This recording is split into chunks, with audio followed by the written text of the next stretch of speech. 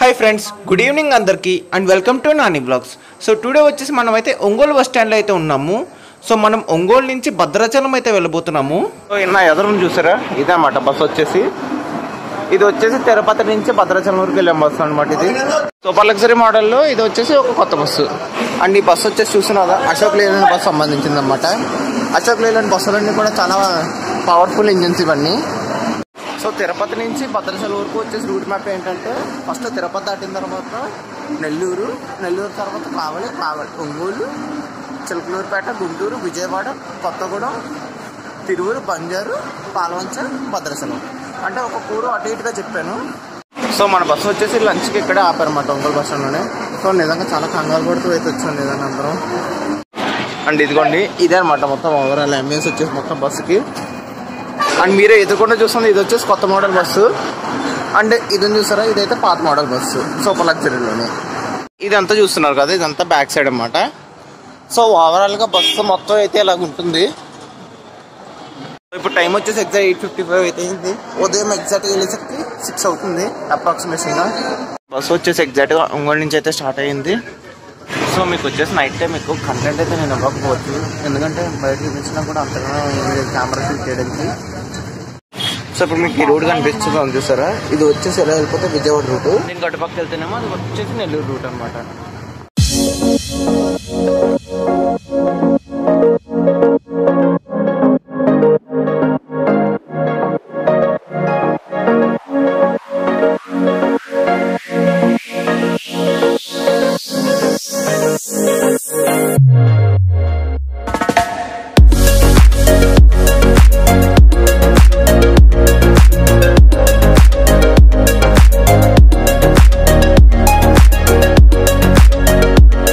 So ఇది exact Guntur బయట అయితే ఉన్నాము. సో ఇక్కడైతే ఒకరైతే మన బస్సు అయితే ఎక్కారు భద్రాచలంకి అయితే.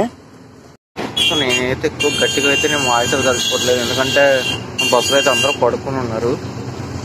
సో ఇందాక వచ్చేసి అయితే చిలకలూరుపేటలో అయితే మన బస్సు అయితే ఆగలేదు. చిలకలూరుపేట బైపాస్ అయితే వచ్చేసింది. ఇంక ఇప్పుడు నెక్స్ట్ మనం గుంటూరు లోపలికి అయితే వెళ్తున్నాము.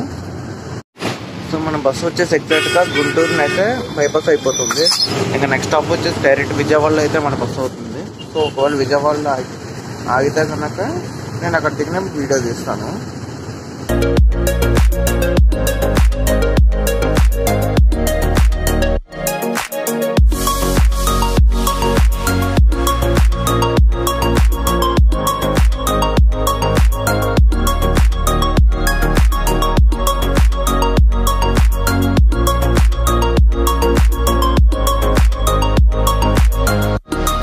సో మీకు ఇలా కనిపిస్తుంది చూస్తారు ఎదురు, ఈ మొత్తం ఇక్కడ అంతా ట్రాఫిక్ జామ్ అయితే అయ్యింది. సో ఇది వచ్చేసి ఎగ్జాక్ట్ ఒక విజయవాడలో అయితే. సో ఎప్పుడు కూడా విజయవాడ వచ్చిన చోట ఇప్పుడు టైం చూడండి ఒకసారి కనిపిస్తుంది లేదా. టైం అయితే ఎగ్జాక్ట్గా 11:46 అవుతుంది. ఎర్లీ మార్నింగ్ 12 అయినా కూడా ట్రాఫిక్ జామ్ అయితే తప్పట్లేదు విజయవాడలో. సో ఇదిగోండి ఇప్పుడు కనిపిస్తుంది చూసారా, ఇదే విజయవాడ బస్ స్టాండ్ అయితే వచ్చేసి. ఓవరాల్ ఏపీలో విజయవాడ బస్ స్టాండ్ అనేది ఒక బిగ్గెస్ట్ బస్ స్టాండే ఓవరాల్గా. ఇక్కడ వచ్చి సుమారు 50 ప్లాట్ఫామ్లు దాకా ఉంటాయి. ఒక విషయం చెప్పాలి, ఇప్పుడు ఈ విజయవాడ బస్ స్టాండ్ ఉంది చూసారా, దీనికి ఇంకొక నేమ్ అయితే ఉంటుంది. అది వచ్చేసి పండిట్ నెహ్రూ బస్ స్టాండ్ అనమాట. సో ఇక్కడ విజయవాడ బస్ స్టాండ్లో మాకైతే ఒక చిన్న స్టంట్ అయితే జరిగింది. యాక్చువల్లీ స్టంట్ అయితే కాదు. సో మ్యాటర్ ఏంటంటే, మా బస్సు ఎగ్జాక్ట్గా లేట్గా రావాల్సింది కానీ 11:55 కల్లా రావడంతో ఇక్కడ విజయవాడ బస్ స్టాండ్లో మా బస్సు అయితే 1 గంట సేపు అయితే ఇక్కడ ఆగిపోతుంది. నిజంగా ఇప్పుడు 1 గంట సేపు ఇలా విజయవాడ బస్ స్టాండ్లో ఇలా చుట్టూ తిరుగుతూ కూర్చోవడం నిజంగా. అదిగోండి ఇప్పుడు ఇక్కడ మీకు బస్ కనిపిస్తుంది చూసారా, ఇది వచ్చేసి మా బస్సు అయితే. ఇంక ఇప్పుడు అర్ధరాత్రి టైం పాస్ అయితే తప్పదు నిజంగా. ఇంకొక అంటే 1 గంట వరకు అయితే ఇక్కడ బస్సు అయితే ఉంటుంది. ఇప్పుడైతే అప్రాక్సిమేట్గా 3 నిమిషాలతో 12 అయితే అయ్యింది. సో మీకు ఇందాక 1 అవర్ డిలే అని ఎందుకు చెప్పానో తెలుసా. సో ఏంటంటే మేము ఎగ్జాక్ట్గా టైం కన్నా ముందు వచ్చేసాము. సో దానివల్ల ఏంటంటే మాకన్నా ఇంకో 2 బస్సులు ఎదురుపెట్టిన తర్వాత అయితే మాది 3వ బస్సు అనమాట. ఈ లెక్కన అంటే 2 బస్సులు తీసుకున్నాం, 3వ బస్సు పెడతారంట మాది. సో ఇదిగోండి, ఇదైతే ఫస్ట్ బస్సు అయితే పెట్టాడు కరెక్ట్గా. ఎన్ని గంటల కంటే ఎగ్జాక్ట్గా వచ్చేసి 12:08 అయితే పెట్టాడు. సో ఇప్పుడు మీరు నా ఎదురు చూస్తున్నారు కదా, ఈ బస్సు వెళ్ళిపోయిన తర్వాత 2వ బస్సు అయితే వస్తుంది. అది అయిపోయిన తర్వాత అదిగోండి అక్కడ మీకు సూపర్ లగ్జరీ బస్ కనిపిస్తుంది చూసారా, అదైతే ఇక్కడ పెడతారు ఈ ప్లాట్ఫామ్లో తీసుకొచ్చి. ఇప్పటివరకు మనం చేసేది అయితే ఏం లేదు, అన్నీ మూసుకుని ప్లాట్ఫామ్లో అయితే కూర్చోవడమే, అయితే బస్సులో పోయి కూర్చోవడం అంతే. మన పీకేది అయితే ఏం లేదు ఈ 1 అవర్. అండ్ ఇంకొకటి నేను చెప్పడం అయితే మర్చిపోయాను. సో ఏంటంటే ఒంగోలు నుంచి భద్రాచలం వచ్చేసి ఎగ్జాక్ట్గా 350 కిలోమీటర్స్ అయితే ఉంటుంది. తక్కువ 400 వేసుకోండి. 400 కిలోమీటర్స్కి మాకు వచ్చేసి ఎగ్జాక్ట్గా ఒక 8 అవర్స్ జర్నీ అయితే పడుతుంది. ఇప్పుడైతే ఇంకొక 1 అవర్ ముందు వచ్చేసింది. సో 9 అవర్స్ అయితే పడుతుంది. సో మా బస్ వచ్చేసి 8:30కి అయితే భద్రాచలం పికప్ పాయింట్. ఇందాక 8:30 భద్రాచలం అన్నాం కదా, భద్రాచలం కాదు సారీ, అది వచ్చేసి ఒంగోలులో 8:30కి అయితే పికప్ పాయింట్. భద్రాచలం వచ్చేసి ఉదయం 5:30 కల్లా దింపాలి. చూద్దాం మరి ఏం జరుగుతుందో, ఇంకా ఎంతసేపు వెయిట్ చేయాలి. ఒకవేళ ప్లాట్ఫామ్లోకి రాగానే ఆ టైం ఏంటి ఎంతనేది మొత్తం వివరంగా ఎక్స్ప్లెయిన్ చేస్తాను. ఇప్పుడు టైం వచ్చేసి ఎగ్జాక్ట్గా 12:32 అయితే అయింది. సో ఫస్ట్ బస్ వచ్చింది వెళ్ళిపోయింది. ఇప్పుడు మన బస్సును అయితే ప్లాట్ఫామ్ నెంబర్లో అయితే పెట్టారు. ఇక్కడ బస్సును వచ్చేసి ఎగ్జాక్ట్గా ప్లాట్ఫామ్ నెంబర్ 46లో అయితే మన బస్సును అయితే పెట్టారు తీసుకొచ్చి. అమ్మయ్య రైట్లో మన బస్సు అయితే 1 గంటకు అయితే కరెక్ట్గా విజయవాడ నుంచి అయితే స్టార్ట్ అయింది. సో 12:30కి వచ్చేసి మన బస్సును ప్లాట్ఫామ్లో పెట్టాడు. 1 గంటకు అయితే మన బస్సు తీసారు ప్లాట్ఫామ్ నుంచి. అండ్ మీకు ఇక్కడ కనిపిస్తుంది చూసారా, ఇదే విజయవాడ అమ్మవారి గుడి, చాలా ఫేమస్ ఇది వచ్చేసి. అంటే ఇప్పుడు మనం ఉంది ఫ్లైఓవర్ అనమాట.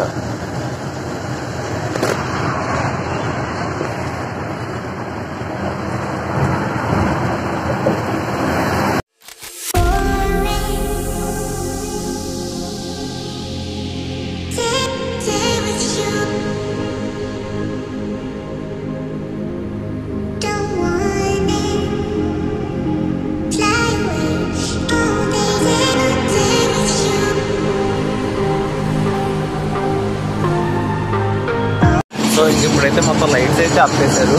సో నా ఫేస్ అయితే మీకు మ్యాక్స్ వచ్చి కనిపించకపోవచ్చు. సో ఇంక ఇప్పుడైతే 1 అయిపోయింది కాబట్టి ఇంకా నాకు నిద్ర వస్తుంది. సో రేపు మార్నింగ్ అయితే వెళ్తాం. సో మనమైతే భద్రాచలం అయితే రీచ్ అయిపోయాము. సో భద్రాచలం మనకైతే ఫస్ట్ తోటి వామల్కమ్ అయితే మనకి ఇంట్రడ్యూస్ అయితే చేసింది. So actually Bhadrachalam arrival time వచ్చేసి 5:30, కానీ మమ్మల్ని అయితే వచ్చేసి 4:52కి అయితే నేను దింపేశాను మొత్తానికి. చూస్తాను మొత్తం మన బస్సు వచ్చింది. మన బస్సు అయితే మొత్తం అంతా ఫుల్ అయిపోయింది. నిజంగా ఇలా పెట్టాడంతా ప్లాట్ఫామ్లో అలా మొత్తం ఫుల్ అయిపోయింది. నాకు లక్కగా ఎక్కడో 2 సీట్లు దొరికేచ్చు ఎవరన్నా. నిజంగా మా దైత్రం ఏంటో తెలియదు, కానీ పర్ణశాల వచ్చినప్పటి నుంచి కూడా నిజంగా బస్సు అయితే ఆగిపోతే రన్ అవుతూ వస్తుంది. నిజంగా అసలు ఇంజిన్ అంటే సరిగ్గా పనిచేయట్లేదు. సరే డ్రైవర్ అని అయితే దిగి మొత్తం అంతా చెక్ చేస్తున్నాడు ఒకసారి ఇంజిన్ పరిస్థితి ఏంటి ఎలాగుందనేది అంతా కూడా. సో ఫైనల్లీ ఇంటికి అయితే చేరిపోయాము. సో ఇంటికి వచ్చిన ఫ్రెష్ అప్ అయిపోయి అయితే ఇప్పుడు ఇదిగోండి సిస్టమ్ ముందు అయితే కూర్చొని ఉన్నాను. ఎప్పుడైతే మొత్తం వీడియోస్ అన్నీ అయితే ఎడిటింగ్ చేస్తాను. సో ఎప్పటివరకు అయితే కొన్ని వీడియోస్ అయితే డిలే అవుతూ వస్తున్నాయి. సో ఇంకెప్పటి నుంచి డిలే అవ్వకుండా ప్రతిరోజు వీడియో అప్లోడ్ చేయడానికి నా వంతు నేను ట్రై చేస్తాను. సో నెక్స్ట్ వీడియోలో కలుద్దాం మనం.